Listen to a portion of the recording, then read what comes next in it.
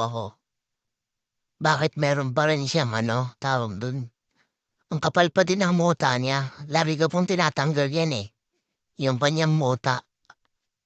Kaya pagkatas niya kumain, mamaya siguro tatanggalin ko na naman. Baka po may idea kayo para, mawala po yung muta niya naman. Kasi sabi nila, eh, basta i-deworm daw. Palatandaan daw po kasi na kailangan i-deworm yung pusa kapag nagmumuta.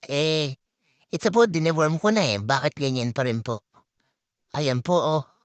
At saka ang isa pa po palang naging problema ko dito sa aming pusa, para po 'tong mahina.